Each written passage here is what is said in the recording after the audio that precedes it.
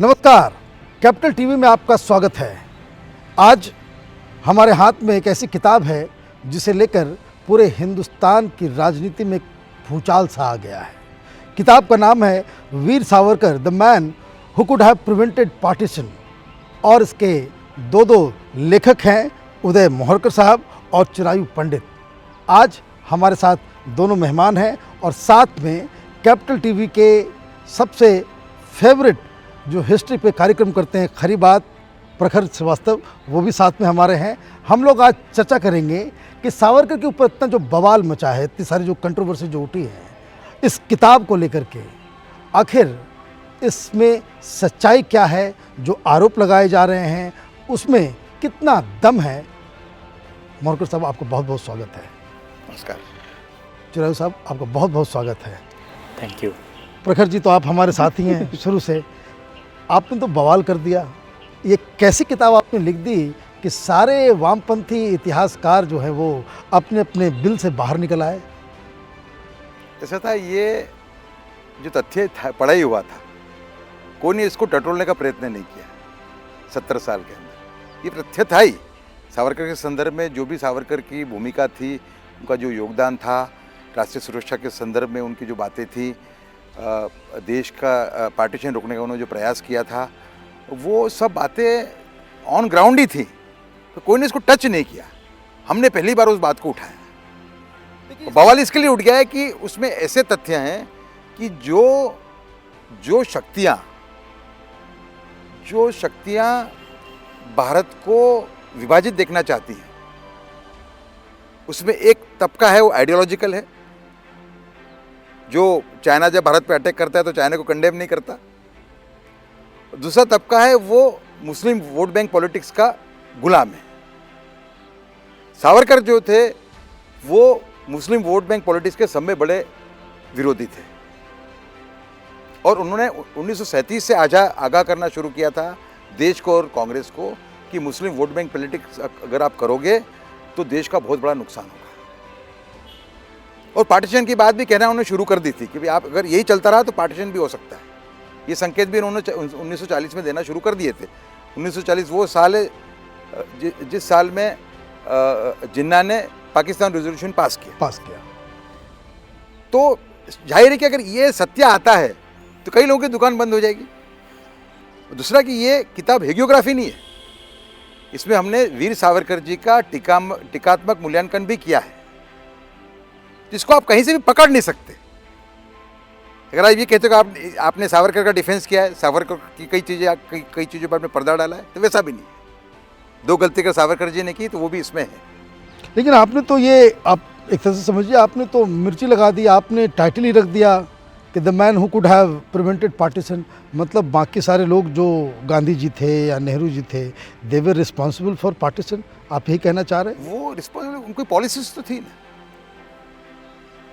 देखिए, पार्टीशन के लिए 3 चीज़ें जवाबदार थी। एक, मुस्लिम लीग का कम्युनल पॉलिटिक्स। दूसरा, कांग्रेस की वीक नीड पॉलिसी, जो आधारित थी संपूर्ण अहिंसा के आधार पे। ये 2 मेन तत्व थे जिसके वजह से पार्टीशन हुआ।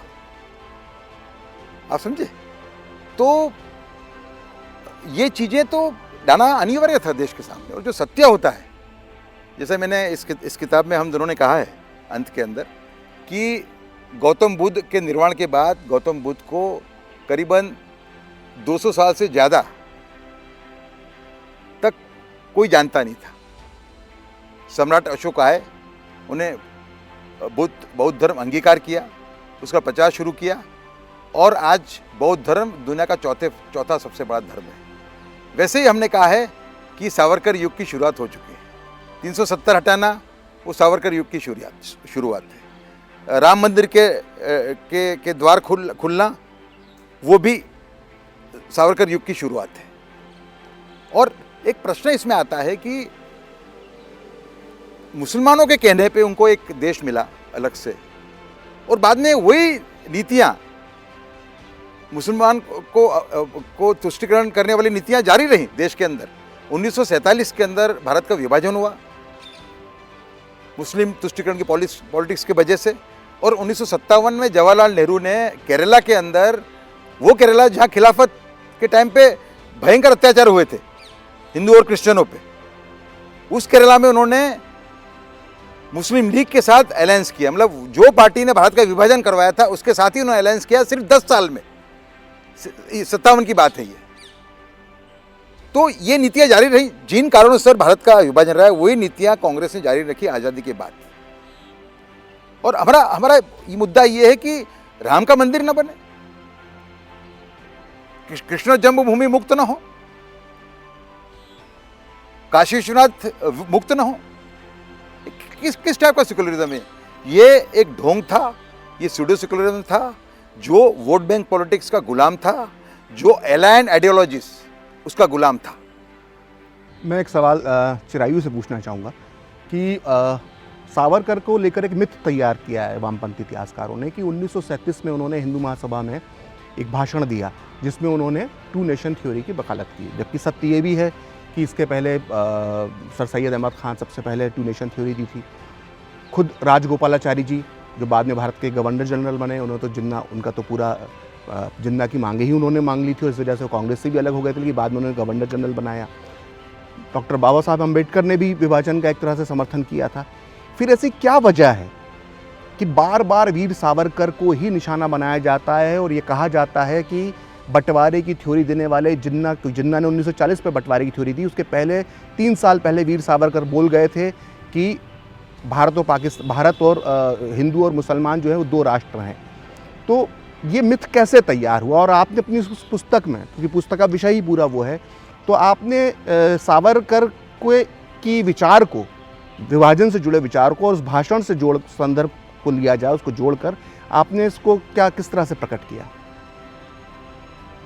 जो पहले ही मैं बात कहना चाहूँगा कि सावरकर पर आक्षेप जो हो रहे हैं, जैसे पिटीशन की बात, लेकिन पिटीशन पर बात नहीं होनी चाहिए, पार्टीशन पर बात होनी चाहिए, क्योंकि लाखों लोग, 20 लाख लोगों का नरसंहार होता है, विश्व में इतनी बड़ी घटना हो जाती है, तो उसकी चर्चा आज 75 साल हो गए, उस पर कोई चर्चा ही नहीं होती, पब्लिक डिस्कोर्स ही नहीं है, तो उस पर पहले चर्चा होनी चाहिए।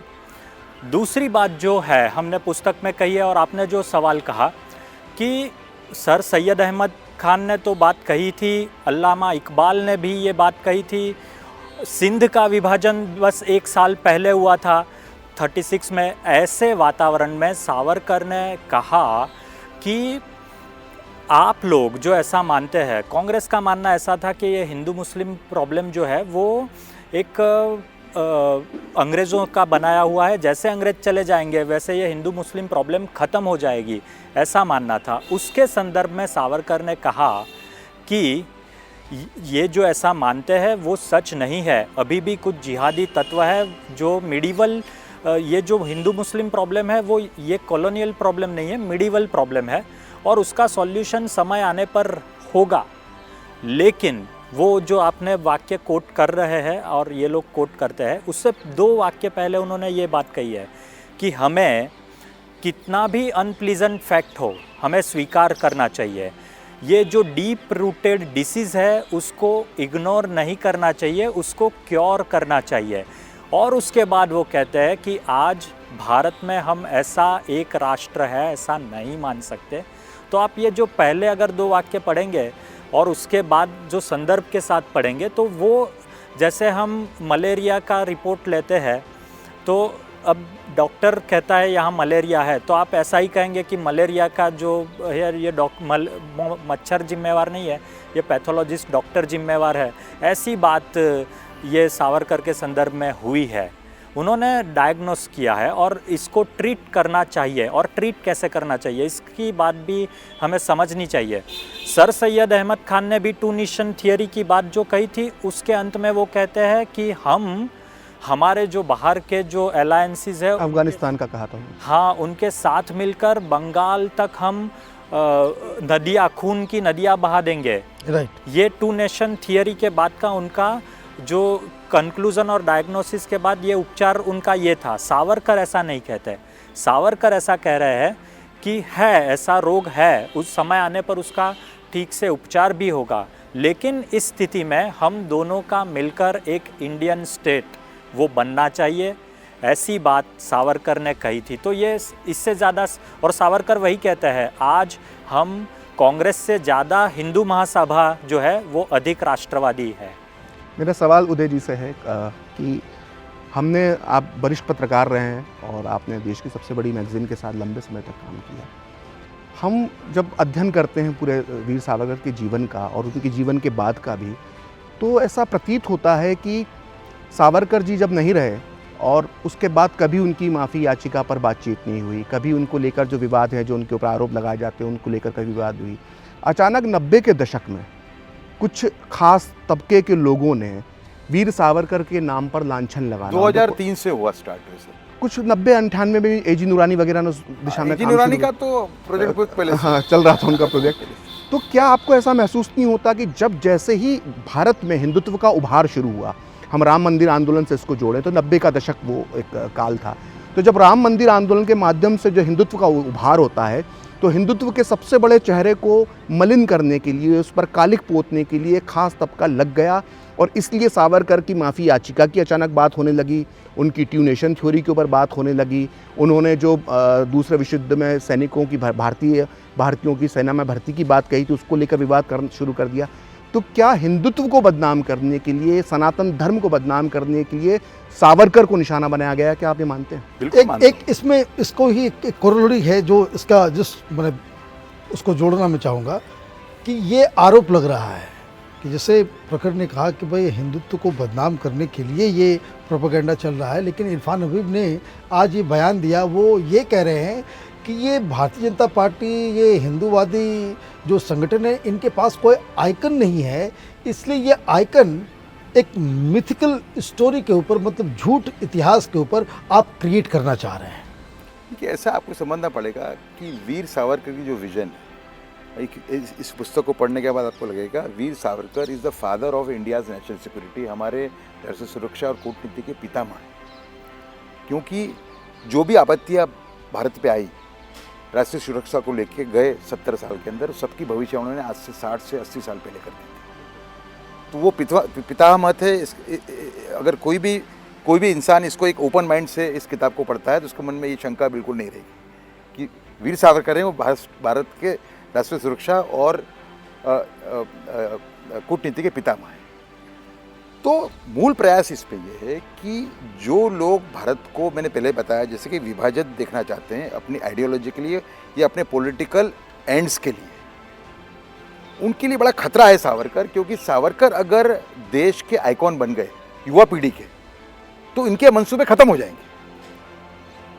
तो सावरकर को, जैसे कि एजी नूरानी है, उनका एक एजेंडा और अलग है।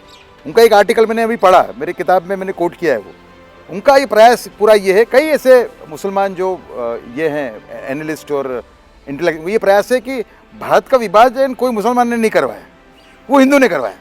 तो एक लेख में वो गांधी और नेहरू और सरदार पटेल को भी ब्लेम कर दिया उन्होंने। आप एजेंडा समझिए, एजेंडा पैन इस्लामिस्ट है, एजेंडा मुस्लिम वोट बैंक पॉलिटिक्स है, जिस आधार पे देश चल रहा है गए 70 साल से। और उनको लगता है कि सावरकर का सही, देखिए सावरकर का हिंदुत्व है, उसके अंदर मैंने जैसे बताया पहले कि ऐसे मुसलमान हैं और क्रिश्चियन हैं जो मुख्य धारा में रहना चाहते हैं, उनको असिमिलेट करने की पूरी ताकत है।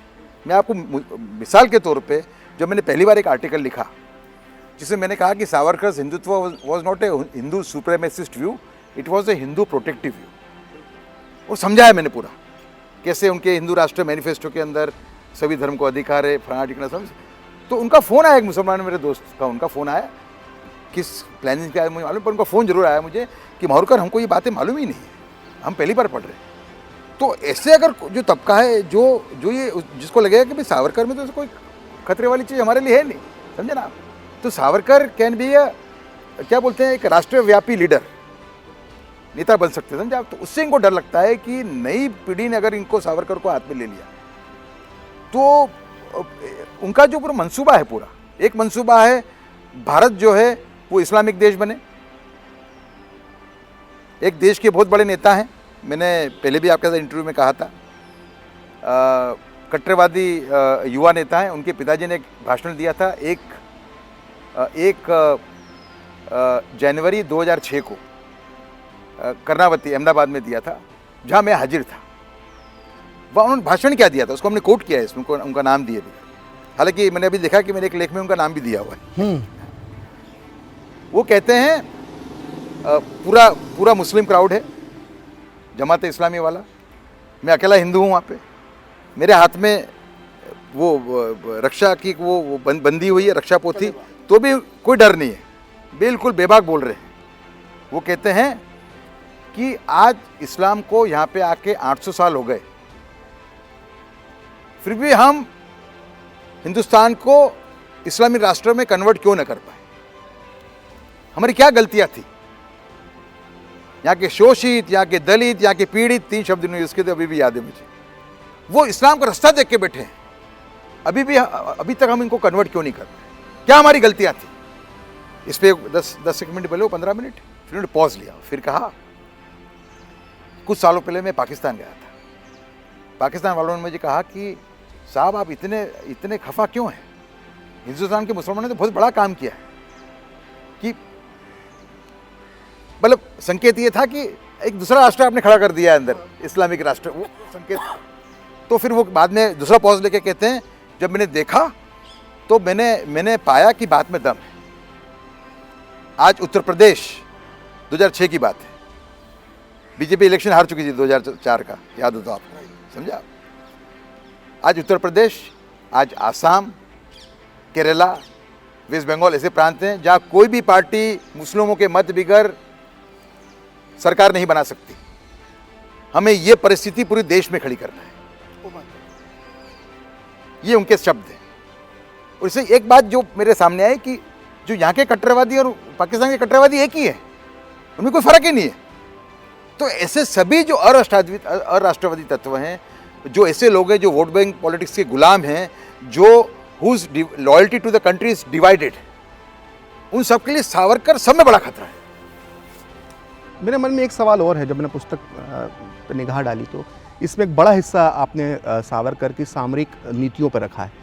तो जब द्वितीय विश्व युद्ध शुरू हुआ था, सेकेंड वर्ल्ड वॉर, तो वीर सावरकर ने हिंदुओं की सेना में भर्ती का कार्य शुरू किया था, और उनके पीछे उनका तर्क ये था कि मुस्लिम संख्या आबादी बहुत ज़्यादा है अनुपात में भारतीय सेना में, और अगर किसी स्थिति में अंग्रेज़ जब चले जाएंगे और गृह युद्ध की अगर स्थिति कभी पैदा हो जाती है, तो ये जो मुस्लिम सैनिकों की जो संख्या बल ज़्यादा है वो हमें नुकसान दे सकता है। तो इस विज़न के साथ उन्होंने भर्ती करी। ठीक यही कार्य महाराष्ट्र के एक और महान नेता, देश के महान नेता, महान सपूत भारत माता के डॉक्टर अंबेडकर ने भी ये कार्य किया।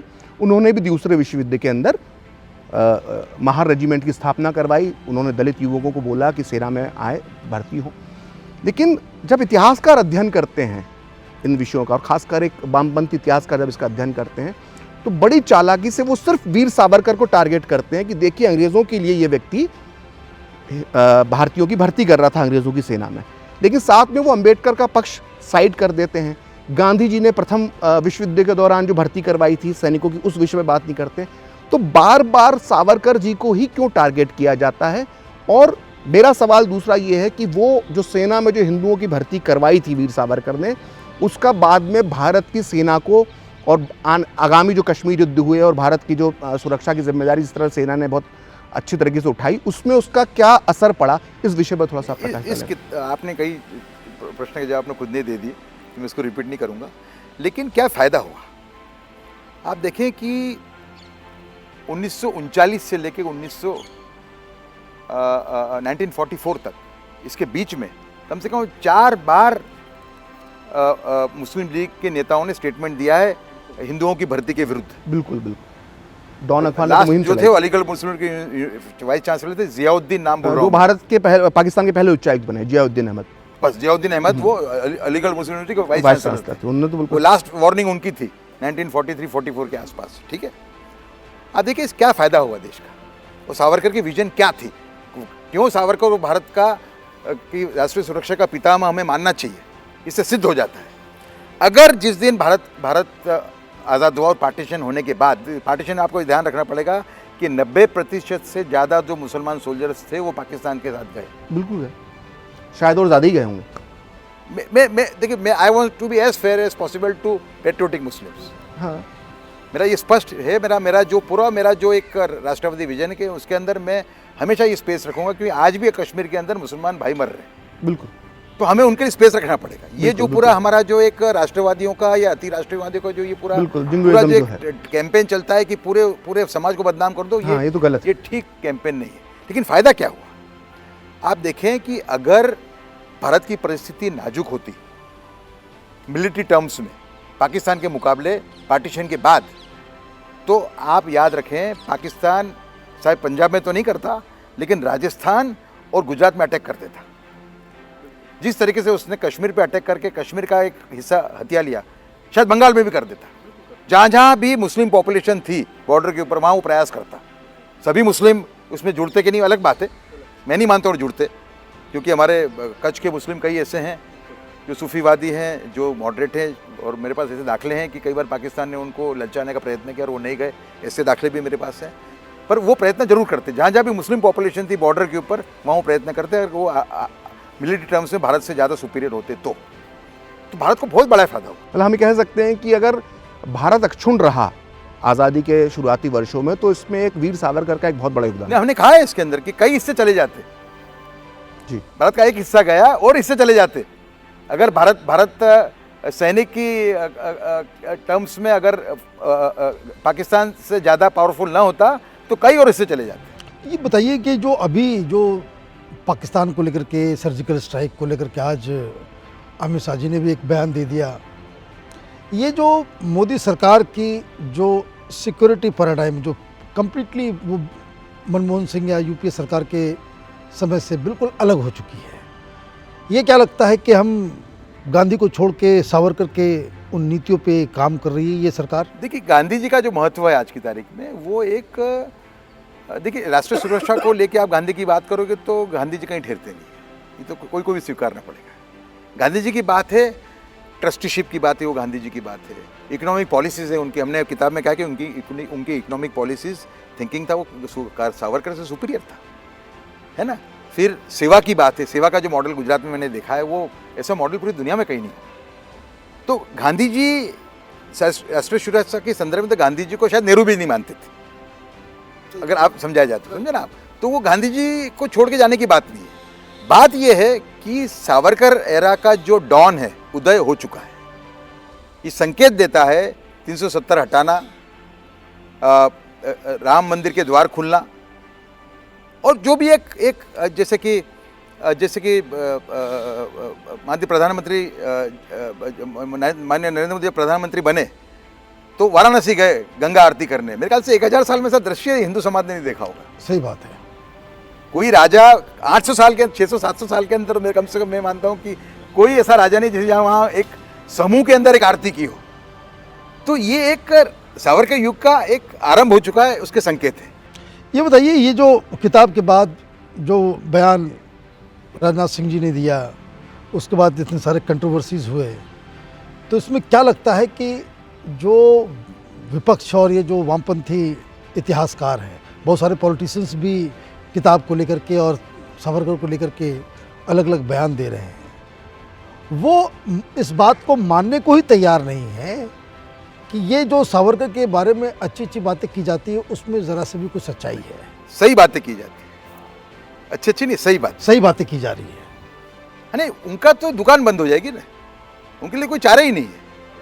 दे हैव नो अदर ऑप्शन। जो लोग हु फॉलो एलायन आइडियोलॉजीज, बाहर से आइडियोलॉजी जो फॉलो करते हैं, जो वोट बैंक पॉलिटिक्स के गुलाम है, उनका तो अस्तित्व मिट जाएगा सावरकर के आने से। एक विजन खुल जाएगी लोगों की, जो विजन जो बंद है। आज तक इन्होंने देखो पाठ्यक्रम के ऊपर एक पकड़ करके रखी, पाठ्यक्रम के अंदर नहीं आन दिया। सावरकर जी का तो क्या, कई लोगों का नहीं आया, उसके अंदर दबा के रखा गया। बाद में जब सेकंड जो यूपी आई, उस टाइम पे तो हद हो गई, पूरा इतिहास ही मुगलों का इतिहास हो गया, आप समझे। तो इन्होंने तो पूरा प्रयास किया है। और दूसरा कि समय बड़ी जो विडंबना हुई कि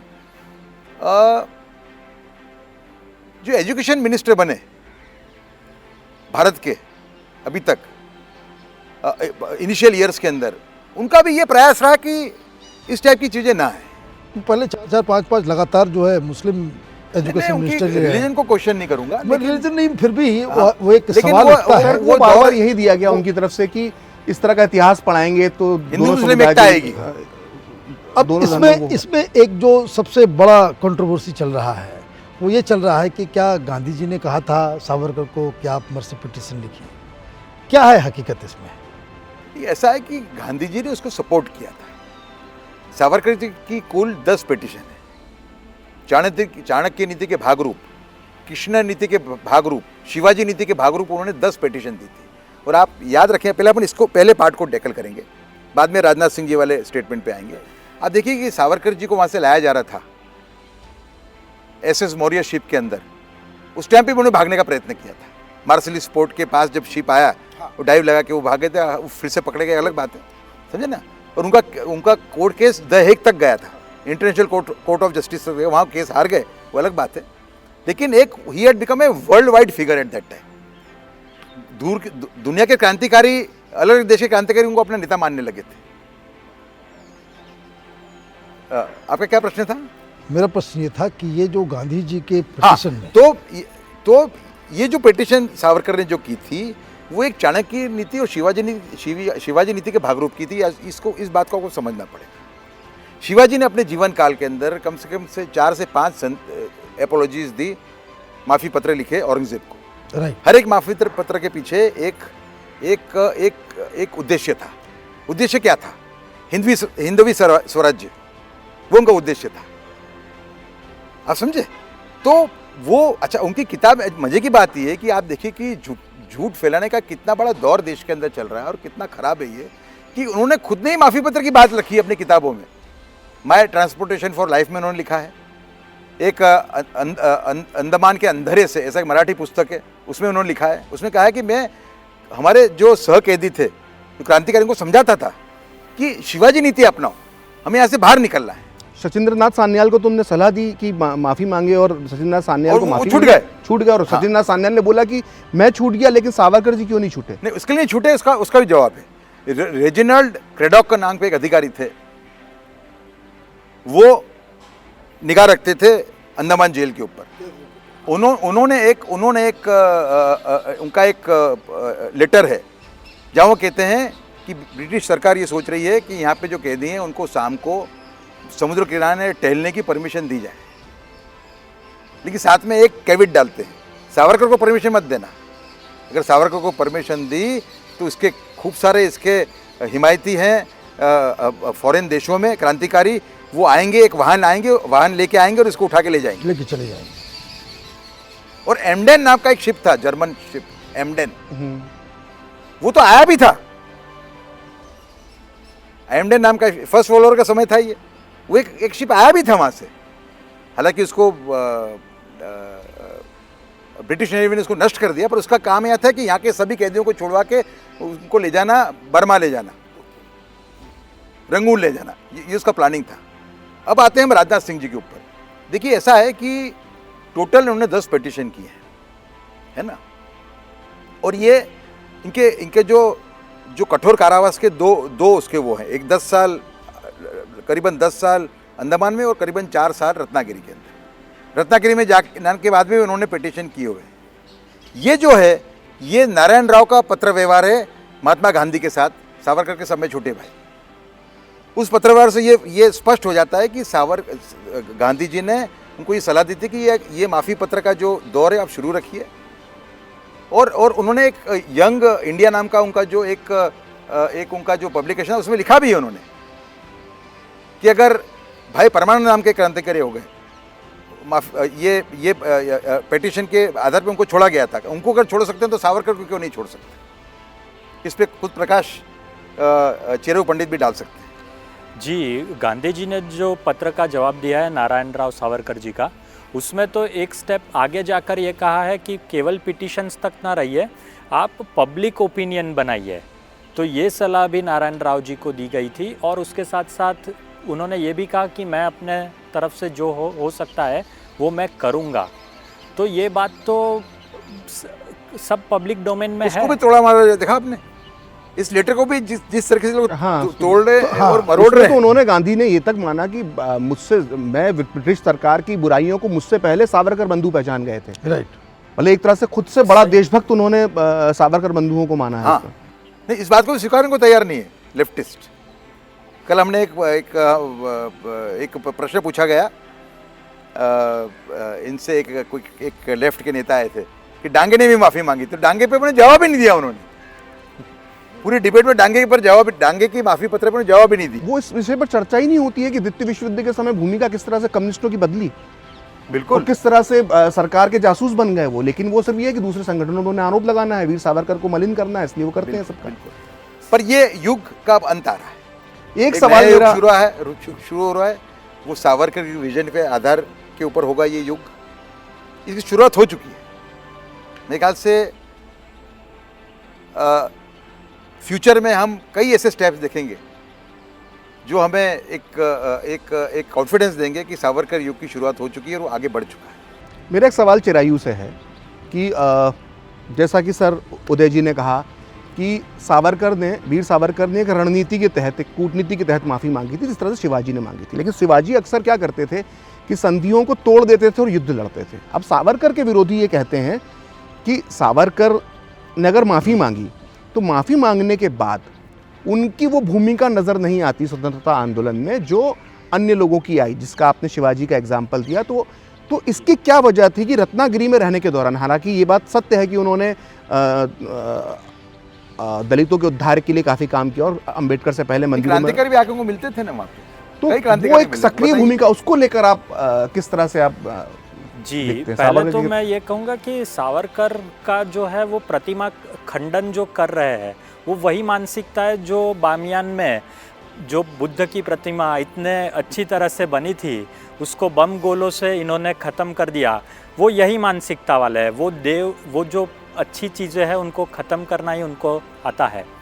अब जो बात कही गई है कि पोस्ट अंडमान सावरकर, तो उसके बाद भी सावरकर जब रत्नागिरी में थे उस वक्त भी वामन राव चौहान जो उनके बिल्कुल करीबी थे, ऐसे 2-3 लोग थे जिनको अंग्रेज़ अधिकारियों की हत्या के आरोप में पकड़ा गया था। और ये गोगाटे, भगत सिंह, बलवंत राव गोगाटे जो हिंदू गोगाटे। महासभा से विधायक बने, तो ये लोग तो आके मिलते थे और इन टाइम्स पे सावरकर को खुले में नहीं लेकिन जेल में भी रखा गया है कि ऐसे सब 15 दिन के लिए। 15 दिन के लिए। नासिक कलेक्टर ने कहा कि ये इसके अंदर षड्यंत्र में यही है, तो 15 दिन उनको नासिक की जेल में रखा गया। जब प्लेग के लिए वो वहाँ से निकाला गया, उनको रत्नागिरी में प्लेग हो गया था, तो नासिक में रहे वो। नासिक में उनको 2-3 क्रांतिकारी आके मिले, जो इनका पुलिस है उसने रिपोर्ट किया कलेक्टर को, तो कलेक्टर ने उनको बुलाया और वो जेल में ही 15 दिन रहे। और कलेक्टर ने वार्निंग भी दी उनको, सावरकर जी को, कि आप ये एक्टिविटी आपकी चल रही है बराबर नहीं है।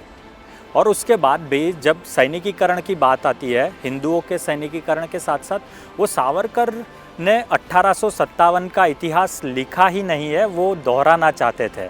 और इसलिए उन्होंने ये बात कही कि हम जब युवा थे और हमारे पास से अगर ब्राउनिंग पिस्तौल पकड़ी जाती थी तो हमें अंडमान में डाल दिया जाता था। आज सरकार सामने से आपको ट्रेनिंग दे रही है, आप ट्रेनिंग लीजिए और इसकी नली जो है बंदूक की कहाँ घुमानी है वक्त आने पर आप तय करें। उन्होंने यही कहा, अपने माफ़ी पत्रों के बारे में नहीं। उस वक्त जो सैनिक थे उनको भी ब्रिटिश निष्ठा की शपथ लेनी पड़ती थी और वो बॉन्ड्स भरने पड़ते थे। सावरकर ने कहा ऐसे बॉन्ड्स की आप चिंता मत कीजिए, बॉन्ड जो है उसका पीछे का पन्ना जो है वो कोरा है, वो जो कोरा पन्ना है वहाँ आप अपनी शर्तें लिखिए, सामने वाले साइन करेंगे। ये सावरकर की रणनीति थी। और ये पूरी यानी चाणक्य नीति, हमारे यहाँ षड्गुण्य नीति पढ़ाई जाती है और ये षड्गुण्य नीति के जो समर्थक या फॉलोवर कहे तो वो सावरकर थे। हमने षड्गुण्य नीति के बारे में भी यहाँ हमारी पुस्तक में कही है। तो आप सभी का बहुत बहुत धन्यवाद। बहुत ही अच्छा डिस्कशन हुआ। लेकिन एक बात ये कहना पड़ेगा कि जिस हिसाब से इस किताब ने कंट्रोवर्सी क्रिएट की, जिस तरह से सावरकर को लेकर के मीडिया में पिछले 2-3 दिनों से बातें हो रही हैं, एक पर्पस तो सॉल्व हो रहा है कि जो युवा वर्ग है उसको सावरकर की सच्चाई के बारे में जानने को भी मिलेगा और खुद उनकी ये अभिलाषा भी जागेगी कि इस तरह के वीर पुरुष जिसे हम वीर सावरकर कहते हैं उनकी हकीकत क्या है। तो नया जनरेशन खुद उस पर रिसर्च भी करेगा। डिस्कशन डेमोक्रेसी का बहुत ही अंतरंग हिस्सा होता है। हम लोग इसी तरह से ऐतिहासिक विषयों के ऊपर बातचीत करते रहेंगे और इस पर चर्चा करते रहेंगे। आप देखते रहिए कैपिटल टीवी। हमारे वीडियोस को लाइक कीजिए, शेयर कीजिए और हमारे चैनल को सब्सक्राइब कीजिए। धन्यवाद।